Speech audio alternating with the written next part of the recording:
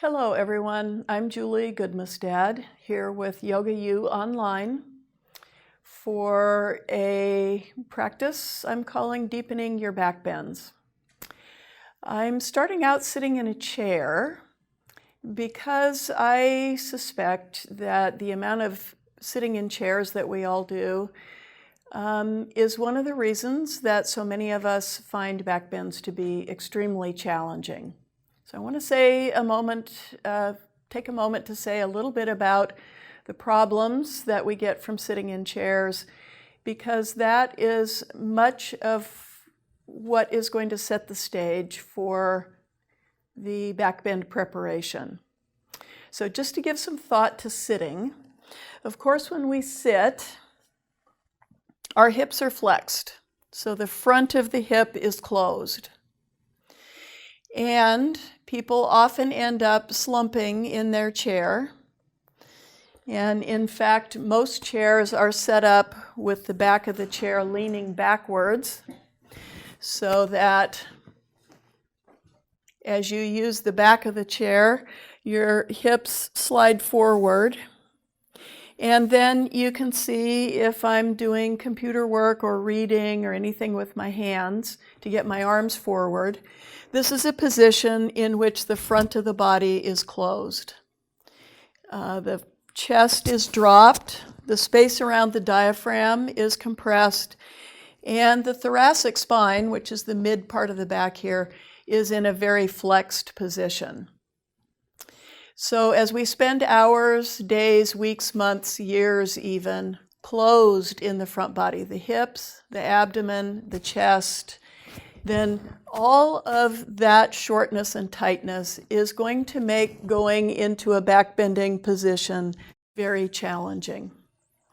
So to give some thought as to how we might prepare the body for back bending, there are three essential areas I think are really important to open the body, prepare it for back bending, and thereby minimize the likelihood of low back pain, which is often caused by compression, a hyperextension of the lumbar, and also hyperextension of the neck, which is a common cause of headache and neck pain after people have practiced back bends.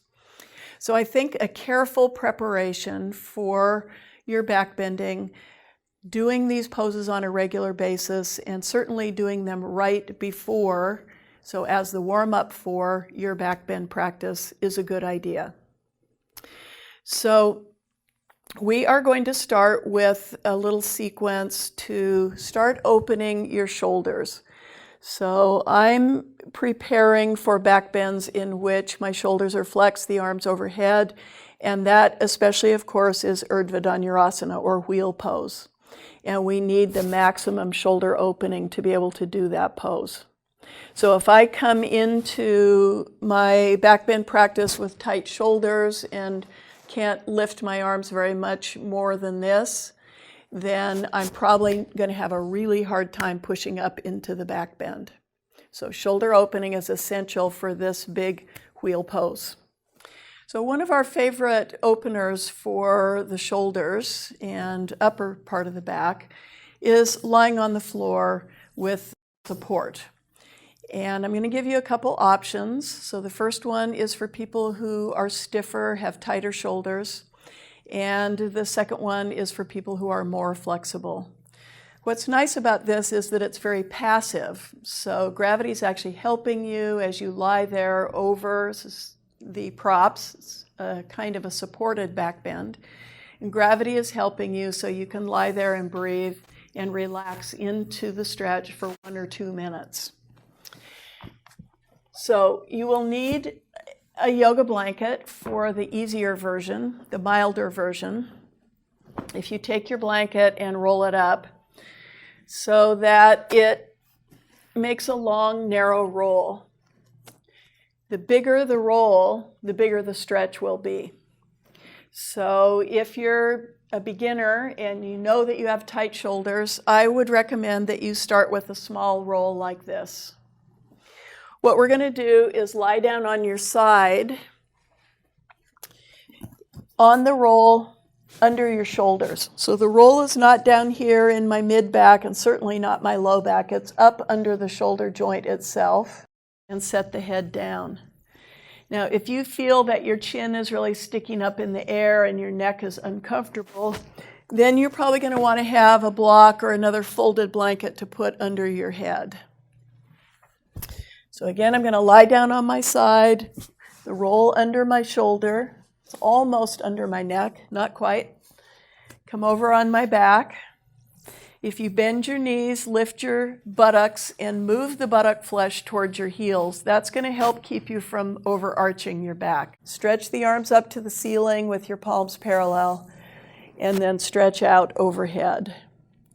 Now, if you're recovering from a shoulder injury, you might like to have a block or even a chair out there to rest your hands on. But otherwise, gravity is actually helping you open your shoulders by bringing the weight of your arms down towards the floor. Keeping your knees bent keeps you from poking these ribs up too much, so that you keep length in your low back, and again, that really focuses the opening on your shoulders. So if this is the good variation for you, then you can stay with this. If you'd like to try a more challenging version, if your shoulders are more open, you can take 2 yoga blocks, make a T shape with a few inches in between, and I'm going to lie down with the block in the same place that the blanket roll was. So it's going to be high on the back of the shoulder blade. And then my second block is going to support my head. Again, I'm going to move the buttock flesh towards my heels, stretch the arms up with the arms parallel, and stretch out overhead. So this is going to be a lovely way to open. You can see opening the shoulders, preparation for back bending, and also opening the chest. And you can stay and breathe, and whichever one of these is right for you for a minute or 2. If you can't breathe, you probably need to make your pile of props a little lower. So you want to set this up so that you're stretching, you're opening, but you can breathe and be present.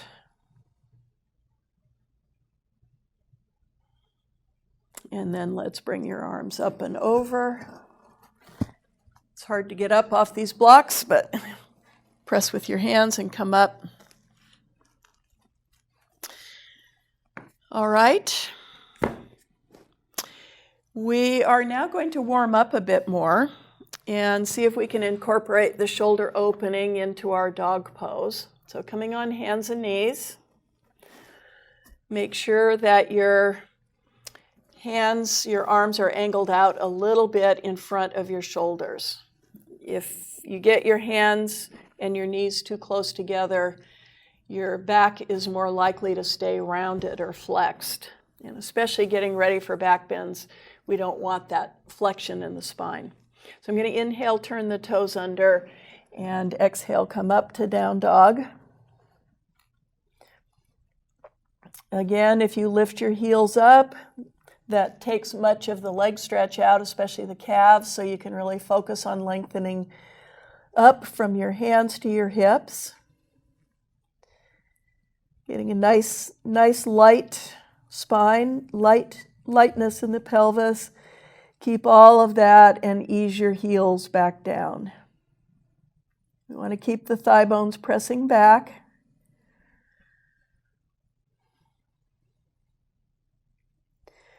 Check that your breathing is smooth and steady. Remember, if you're holding your breath, you're probably resisting your pose. So you want to keep it smooth. That helps your mind stay present, helps your mind stay steady, as well as your body stay steady in the position.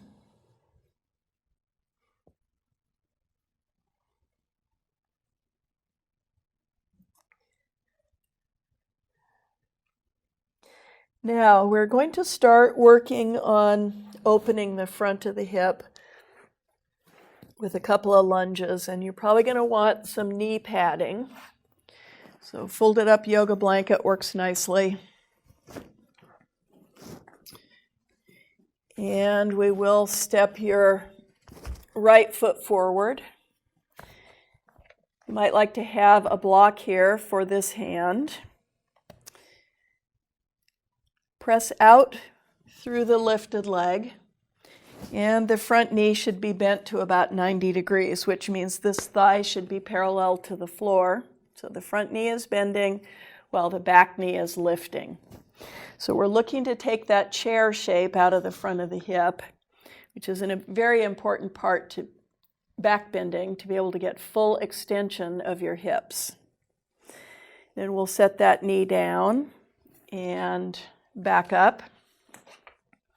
I like to do 2 or 3 different stops on this lifted up lunge. So I've got my hip right over my knee. We call this the proposal lunge. The front pelvis is lifting.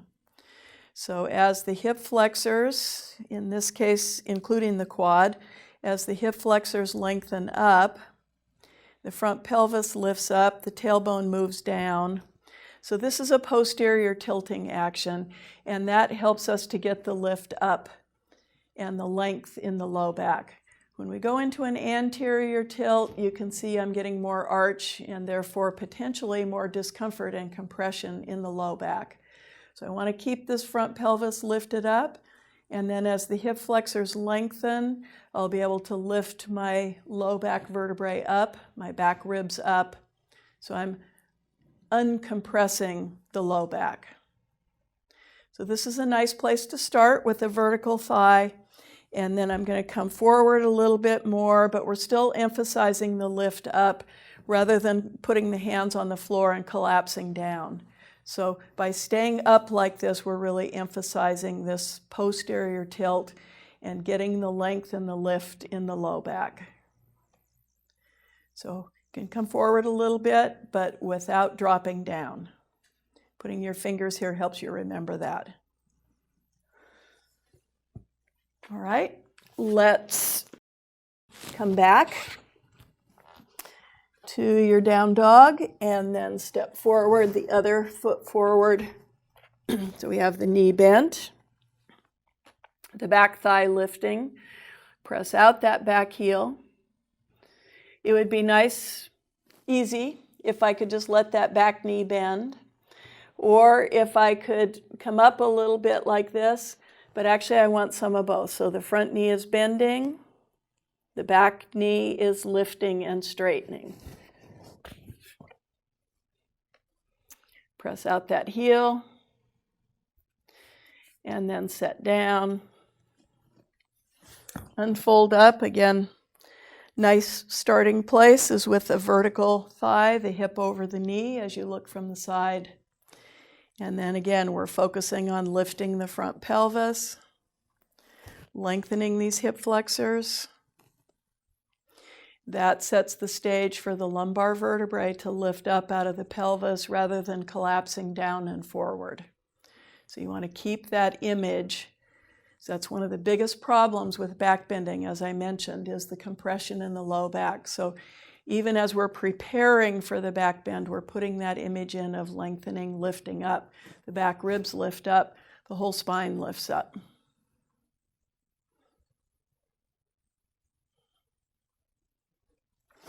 Then you can come forward a little bit just to get a slightly different stretch on the hip flexors.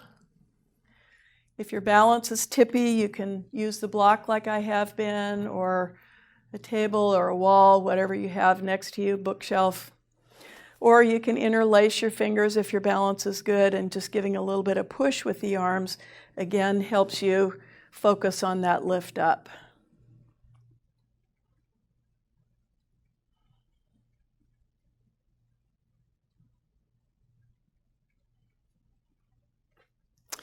All right, and then let's put your hands back down and step back to down dog.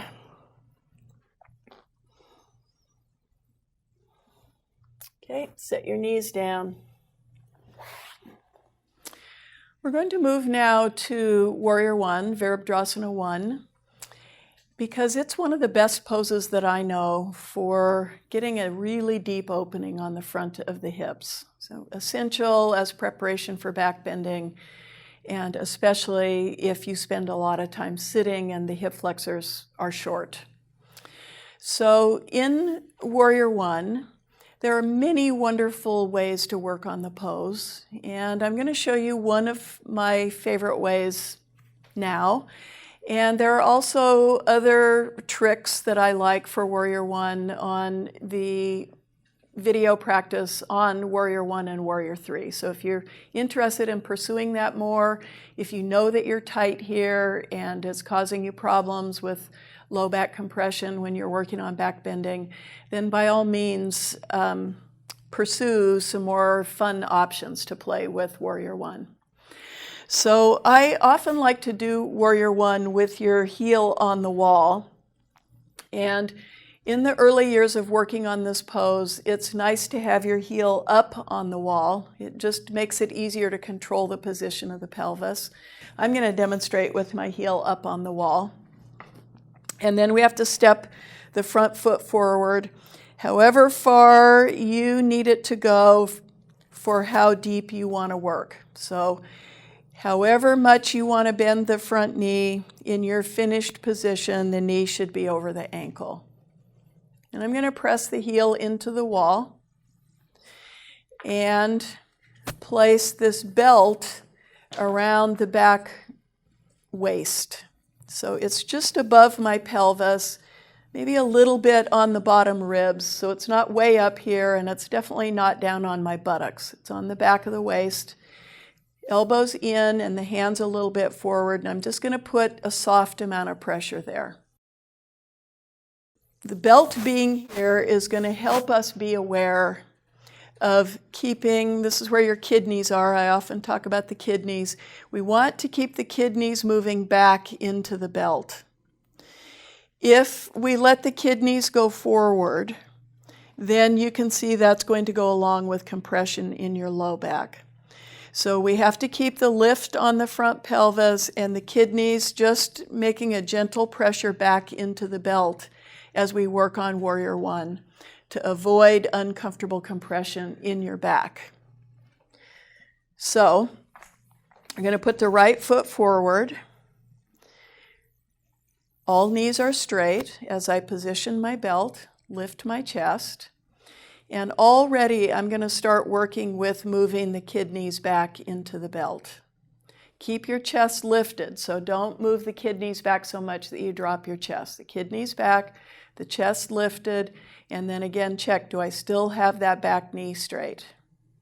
Inhale, exhale, bend the front knee. And again, you get to decide how deep you want to go, but without letting those kidneys go forward. Move the kidneys back into the belt, keep your chest lifted, and the back knee pressing straight back into the wall. Then when you get down however deep you want to work and you're feeling some nice stretch here, then you can just drop the belt, bring your arms forward and up. So remember, the opening of the shoulder, the opening of the hip is going to give us our full lift up. And then let's inhale, come up. We're going to change sides. So now your choice again, the heel up on the wall or on the floor. If it's on the floor, remember that it's turning in. It's not pointing straight ahead, but it's pointing more this way. It's not really pointing much out to the side, but you get to decide. And then walk the front foot out, straighten all knees, and especially straighten the back knee. That requires extra attention to press that heel into the wall. Now feel your belt, that we want the kidneys to press back into the belt. Keep your chest lifted at the same time. It's hard to coordinate all this, but it's really essential. So the kidneys stay back, the chest stays up. Inhale, exhale, bend the front knee. However deeply you want to go. Straighten the back knee, press the heel into the wall, kidneys back, chest up. And then I'm just going to drop the belt, bring my arms forward and up. So I'm lifting up from the opening of this hip, all the way up, open the shoulders, so that I'm really lengthening my spine up.